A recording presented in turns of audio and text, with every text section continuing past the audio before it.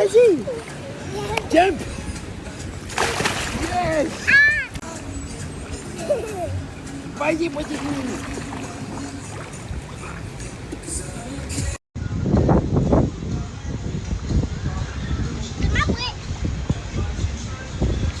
Alors ça fait plusieurs fois que je vois ce genre de commentaires, enfin pas aussi méchant, mais plusieurs fois on me demande oui Manon, pourquoi t'emmènes ta nanny avec toi en vacances? Alors il y a plusieurs points à voir à ce sujet là. Premier point, je pourrais emmener ma nanny et ne pas la filmer, comme je pourrais avoir des nannies à la maison à Dubaï et ne pas vous les filmer et vous dire que je n'en ai pas. Non, moi j'assume d'avoir la nanny de mes enfants, que ce soit à Dubaï ou en vacances. J'ai vraiment aucun problème pour la filmer tant que elle, ça la dérange pas du tout. Même quand il y a les caméras d'ailleurs pour C'est la famille ou pour d'autres émissions, elles ont vraiment aucun souci avec ça. Elles sont devenues maintenant familières avec ça et ça les embête pas du tout. Elles aussi d'ailleurs, elles ont les réseaux sociaux et voilà. Deuxièmement, il y a des fois on part en vacances sans nanny et puis il y a des fois où on part avec nanny. La dernière fois qu'on a voyagé, qu'on est parti au Sri Lanka, qu'on a fait notre grand road trip et qu'après on est parti un peu kiffer aux Maldives, on était sans nanny. Ça c'était volontaire de notre part de partir qu'avec les enfants. Et là par exemple on s'est dit bon, on prend la nanny avec nous, comme ça si un soir, ce qui s'est passé d'ailleurs le week-end dernier avec Julien, on veut sortir, les enfants, je prends pas une babysitter ou une nanny d'ici que je connais pas, en qui j'ai absolument pas confiance. Alors moi je laisse pas mes enfants à quelqu'un que je connais pas, ça c'est mort. Et puis voilà. Et puis si là par exemple au moment où je vous parle, j'ai envie de jouer avec Thiago ou boire un coca avec mon mari et discuter avec mon mari pendant que ma fille est à la plage avec la nanny en train de faire des châteaux de sable, j'ai aussi aucun souci avec ça. Voilà, ma nanny, il faut savoir qu'elle kiffe, elle surkiffe ses vacances. Voilà, donc il n'y a vraiment aucun doute à avoir sur le fait que ma nanny est très contente d'être en vacances. Je ne l'ai pas obligée de venir, qu'elle passe un super bon moment. Tous les jours, elle nous dit merci monsieur, merci madame. Elle kiffe les marchés de nuit comme moi. Hier, on est parti sur une île, on a fait des massages, on lui a même pris un petit massage. Je crois qu'elle passe les meilleures vacances de sa vie, même si elle est déjà partie avec les familles d'avant, mais elle m'a expliqué que c'était pas du tout pareil. Elle kiffe, elle prend tout le temps des photos. Hier soir, on est parti à un spectacle avec les enfants, ils étaient tous émerveillés. Enfin voilà, donc il faut aussi voir le bon côté des choses. Ouais, on a notre nanny. Nous, ça nous permet aussi des fois de pouvoir se retrouver un peu tous les deux ou de pouvoir bosser ou de faire d'autres choses. Et elle surkiffe ses vacances. Et puis voilà, et puis dans tous les cas, rien que le fait là de devoir me justifier, ça me saoule. Parce qu'on voit toujours que le mauvais côté des choses et pas le bon côté des choses. Et en plus de tout ça, personnellement, moi ça me fait mal au cœur quand des fois je vois des commentaires, bon c'est pas souvent, mais quand même, c'est régulièrement des commentaires, oui, t'as pas honte d'avoir des nannies, les pauvres nannies. Vraiment, pour toutes les personnes qui pensent comme ça, vous n'êtes pas dans ma vie, vous savez pas tout ce qu'on a pu faire pour nos nannies, à quel point je les aime, à quel point je les considère, vraiment. Surtout Barbara, qui est avec moi depuis des années, qui est à la maison, où là par exemple Marie, c'est vraiment comme mes tatas quoi. Mon mari, on a moins de différence d'âge, donc c'est plus comme une cousine. Mais il n'y a aucun... Enfin, elles sont très très contentes de travailler avec notre famille. Elles sont super contentes. Je pense qu'elles changeraient pour rien au monde. Si vous savez à quel point je suis investie dans ma relation avec mes nannies, à quel point je les aide, à quel point je les soutiens. Donc des fois, c'est pas très cool pour certaines personnes de juger, de dire des choses. Parce que moi, mes nannies, je les aime vraiment profondément.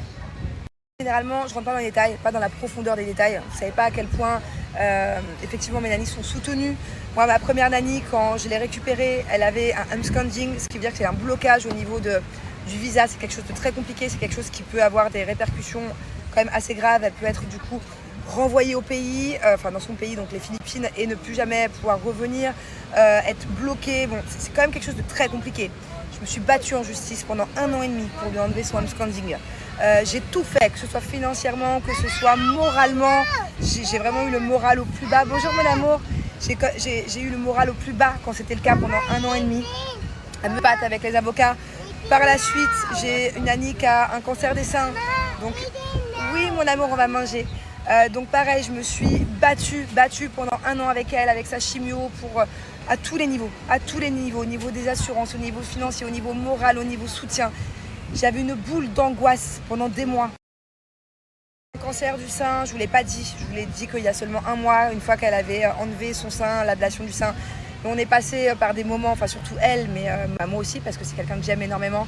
On est passé par des moments vraiment, vraiment compliqués moralement. Cet été, j'ai eu des gros downs, à la rentrée aussi. Toute la famille d'ailleurs, mais particulièrement moi qui suis très proche d'elle. J'en ai une autre qui a eu l'appendicite comme vous avez pu suivre, mais il y a eu quand même des complications, c'était pas facile. J'ai acheté une maison aussi à Barbara, aux Philippines, pour pas que ses enfants soient à la rue.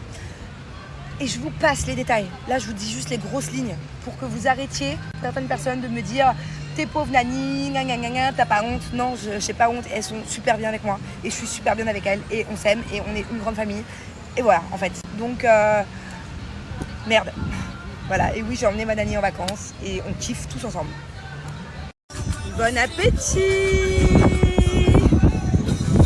Et là, on est sur un dado qui vient d'être puni. Voilà. Un dado boudeur. Hein? Ouais. Moi non plus, je te parle plus. Ça tombe très bien, je leur parle à eux. Moi non plus, je te parle plus. Voilà. Très bien. En fait, il est un peu ronchon aujourd'hui de base. Mais à chaque fois, quand je lui commande à manger, je lui demande ce qu'il veut. Je lui montre la carte, on choisit ensemble. Et à chaque fois, il mange pas son plat, il veut autre chose. Une fois que le plat arrive, pas du tout. Là, par exemple, il m'a dit maman, je veux un burger. Maman, je veux un burger. Je lui ai pris le burger. Il a vu que sa soeur avait des nuggets. Il veut manger les nuggets de sa soeur. Donc en fait, il en toutes. Hein? Tu me parles plus pendant combien de temps? Pendant combien de temps? Allô? Le bon burger que maman elle va manger du coup. C'est pas moi qui m'en dit que c'est toi qui t'es trompé, que t'as changé d'avis. Est-ce que t'as changé d'avis? Non. Quoi, t'avais pas choisi un burger à la base? Hein? T'avais choisi un burger à la base ou pas? Regarde-moi. Tu me mens en plus? Allô? T'es un menteur? T'es Pinocchio? Ton nez? Ton nez? Ton nez il pousse? Et tu me mens pas, tu me dis maman j'ai changé d'avis, finalement je n'ai plus faim d'un burger. Et on trouve une solution, mais tu me mens pas. Tu sais quand même ce que j'ai entendu. Ouais c'est ça ouais. Ah j'ai rien entendu, je me suis mal lavé les oreilles, c'est ça? Ah. Excuse-moi. Qu'est-ce que tu fais? T'as reçu tes nuggets et du coup tu me piques mon burger. Hein? Mais c'est mon burger du coup.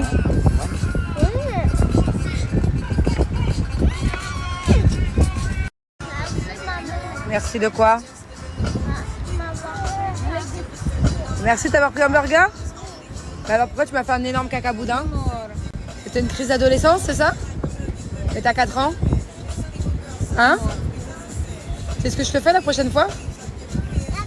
Je t'envoie des gouttes d'eau dans le visage comme ça pour te refroidir les idées. La prochaine fois que tu fais un gros boudin. Hein? Ouais, ou alors je te jette à la piscine direct. Bon, en tout cas, tu te régales, hein?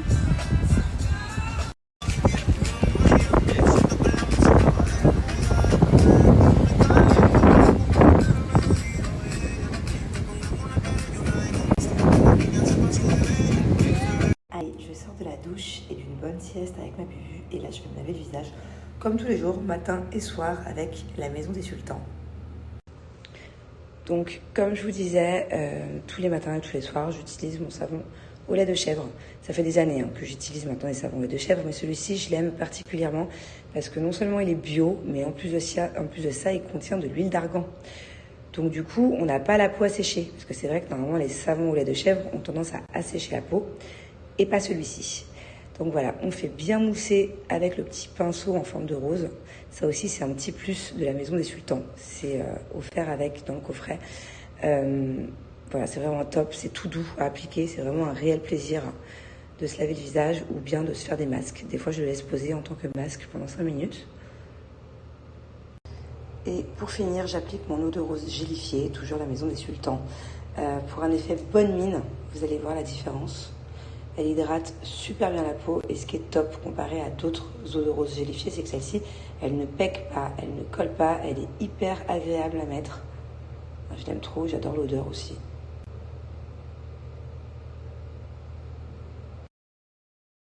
Alors moi je je sais que le savon au lait de chèvre m'a énormément aidé, puisqu'avant j'avais beaucoup de boutons. Pas des petits boutons, des gros. Alors j'en avais pas partout, mais j'en avais à chaque fois au moins 1, 2 ou 3 sur le visage et on voyait que ça. Et ça mettait des semaines à partir, vraiment c'était des boutons qui s'acharnaient. Et depuis que j'utilise le savon au lait de chèvre, ma peau va beaucoup mieux. Après, si vous avez un acné trop sévère, allez quand même voir un dermatologue, parce que peut-être que vous allez avoir besoin d'un traitement plus profond. Mais en tout cas, je peux vous dire que le savon au lait de chèvre aide à tous les petits problèmes de peau.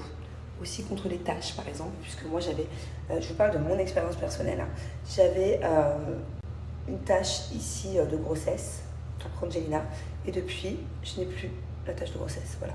Et ma grand-mère, par exemple, je lui ai offert un savon, et par la suite plusieurs, au lait de chèvre, parce qu'elle fait du psoriasis sur les genoux et sur les coudes, et ça la soulage vachement. Donc allez voir les bienfaits sur Google, et vous verrez que le savon au lait de chèvre est connu pour aider aux problèmes de peau, voilà. Donc encore une fois, si vous avez un gros problème, eczéma, psoriasis, acné, allez voir un dermatologue, parce que ça reste quand même des maladies des fois qui nécessitent des traitements. Mais ce petit savon-là, voilà, il aide énormément. Il aide énormément. Encore une fois, j'insiste, il contient de l'huile d'argan. Et donc, il hydrate la peau, il assèche pas la peau. C'est made in France. La maison des sultans, même le petit gel, il est made in France. Ce sont vraiment de bons produits. L'amour de toute ma vie entière. Alors, je sais qu'on est en vacances et qu'on a le droit de faire plein de choses en vacances. Hein, on a le droit de faire un peu tout ce qu'on veut d'ailleurs. Sauf qu'il est 18h30, mon petit bébé. Et que ça fait 1 heure que j'essaie de te réveiller, mon doudou. Mon amour de toute ma vie. Miaou. Aouh. Non, même ça marche pas. Bon. Waouh, tourne-toi. Waouh. Qui est-ce qui t'a coiffé? C'est ton frère qui t'a coiffé? Oh, t'as beaucoup de chance. Non, c'est pas tiré. 10. 10. Non.